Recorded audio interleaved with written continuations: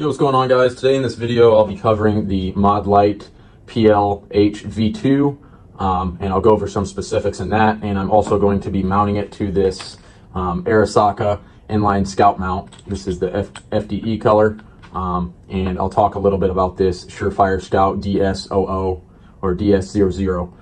So why I went with the Modlite, I'm putting on this Benelli M4 here, and I'll show you how to mount that as well. But putting it on this Benelli M4, the PLV2 has really good lumens, as 1350 lumens, and for a shotgun, I think when you're going to be using that as close quarter, you need a wide spread of lumens, so that's really nice. Now, the only thing I saw close to it that had the same lumens, but allowed me to still use a tail switch was a Surefire light, but it had like 1500 lumens, but it only had like 11,000 candelas. So this has 54,000 candelas. So it gets me an extra 40,000 candelas, but I'm only losing 150 lumens. So I figured that was a good trade-off. Now, Modlite does make a hog, and it has really high lumens, but it doesn't take CR123. So with this is the dual fuel. So I can use the 18650 rechargeables, or I can use the CR123s. So that's why I really like that. And that's why I went with this. Now, this is Modlite's limited edition one. I was able to find it on Primary Arms in the full kit for about $320. I didn't end up needing the tail cap, but it does come with a standard clicky tail cap, a green one. I ended up taking that off, and I wanted to run this on a switch because it's going to be pushed out farther to where I can't reach it. So this Surefire DS00, it's really sweet because I can use a switch, and if the switch fails, it has an on and an off. It has an on and an off right there. So it has this to where I can use a switch, has the on and the off. All you do when you're swapping that out, you just unscrew it from right here and you know, put on the clicky cap or put on this switch, and then you're going to insert the batteries from the front. So this head right here where it says Modlite, this head just swaps out. But I think this is a really nice color. But if you want this green color, Primary Arms has them, which is sweet because I did want green. If not green, I'll go ahead and take a tan or an FDE or something like that. But so that's that. Now this mlok inline scout mount, I wanted this because, let's see, there it is. So I wanted this to be able to push me out farther. I think it'll end up getting me about here. So it'll get me really close to the end, so I don't have a lot of shadowing to one side of the room or whatever when I'm clicking that on. So that's pretty much it. We'll go ahead and get into it.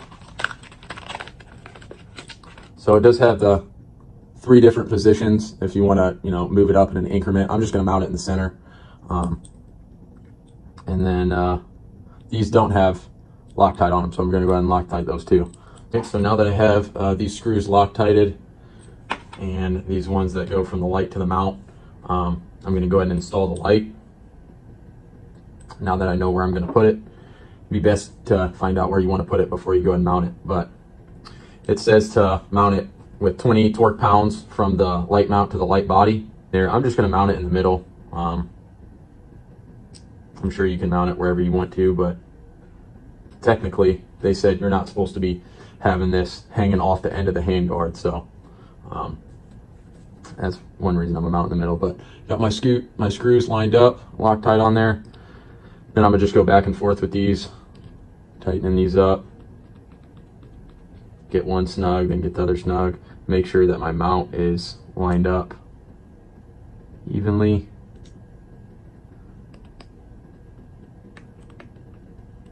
And just go back and forth. So that's at 20, that's at 20.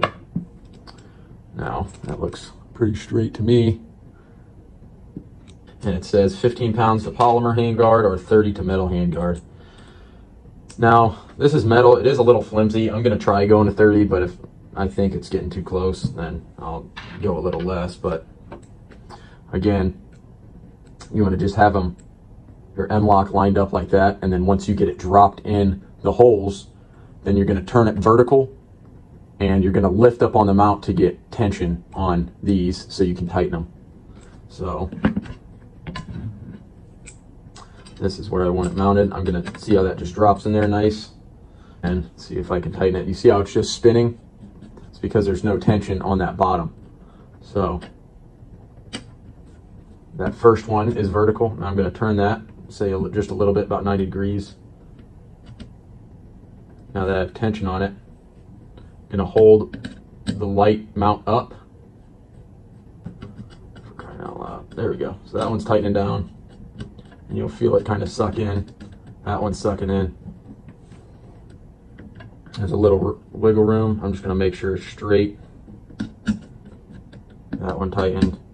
That one's tight. I'm gonna move this to 30 because that's what it recommends. 30's there. 30 torque pounds. I also made a video on this. This is the Vortex torque wrench. Go ahead and look on my page. It's a solid torque wrench, probably my favorite one I found. So get that torqued in. When you do this, you want to make sure your mlok is in fact vertical in the slot and not slanted. Now you can see those two tabs in there, how they're vertical. You want to make sure they're not slanted because they'll pop out, pretty much destroy your handguard. So you just want to make sure they're not vertical. I mean, they're not slanted and that they're vertical. And the same goes for these. If I can show you right, if you can see right in there, those are both vertical. So that is pretty straight. If I would have had this on, I couldn't have gotten to the screws. So you do have to take off, at least for this, right? This mlok inline, the longer one.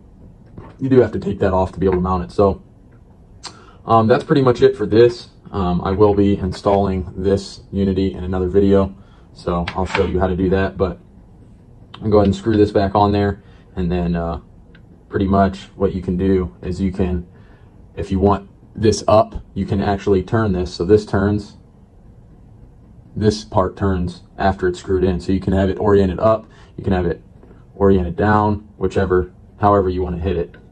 So I'll probably have it down, so if I need to, I can just tap that real quick. So that's nice. But yeah, if you have any questions or if there's something I missed, just comment down below and I'll make sure to answer you. If you could leave a like and subscribe, I'd appreciate it. I'll be putting out more stuff about this, more videos, so and other stuff too, not just this, but this is what I've been working on right now. So thanks for watching.